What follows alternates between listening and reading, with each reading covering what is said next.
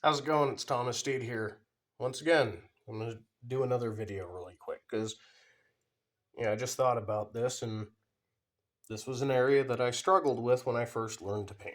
And so I figured maybe I should make a video about this to help people because we have a lack of people in the trades, and people need to start learning how to do this type of stuff, or else people like me are going to be so booked out doing this,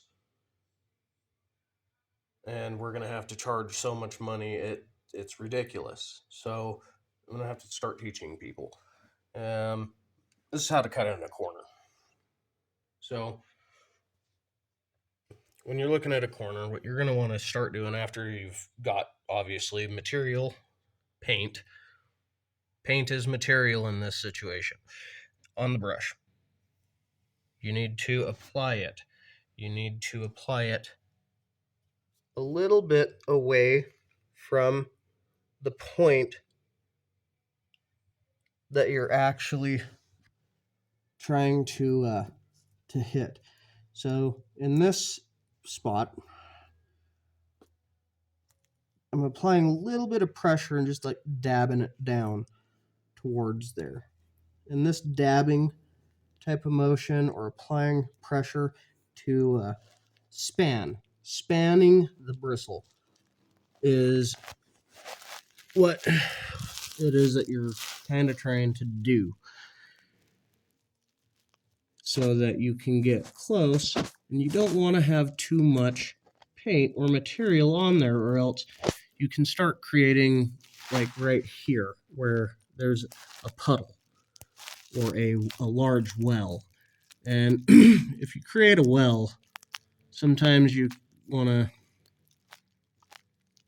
pull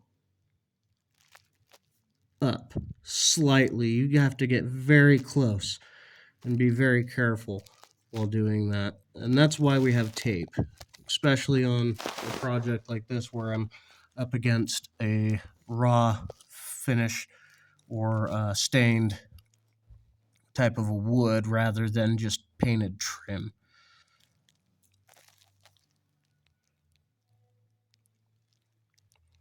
And we just keep kind of working that material down closer, and we apply pressure out further, and we find a point that we work on, and we draw a line. See how I had that little bit of a bead of paint build up right there on the edge of that spot where I was drawing it? You got to get that up and away for a minute. And then you come back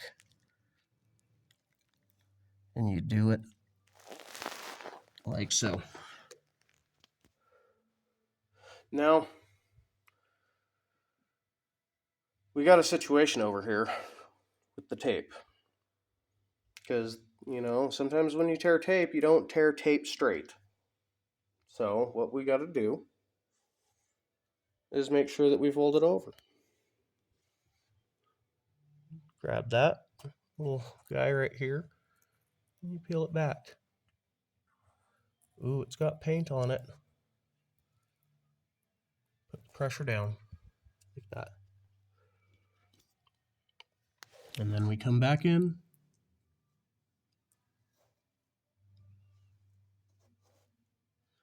And sorry guys. I'm watching what I'm doing more than making sure you guys can watch what I'm doing. You just work that paint back up.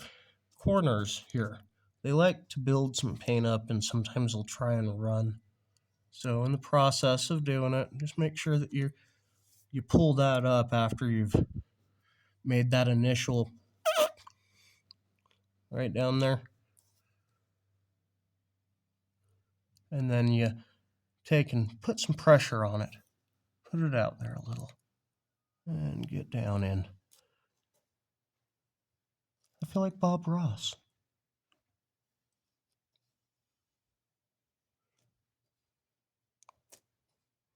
Now if I was just better at filming.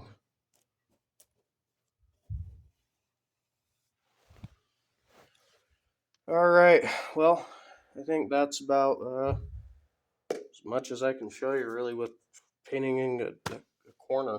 That's cutting in a corner, guys. Oh, yeah, pulling the tape back a little bit here. I'll show you that. So here we go. So pull it back at a 45-degree angle. And you can tag it in on itself. But that's where we're at. And now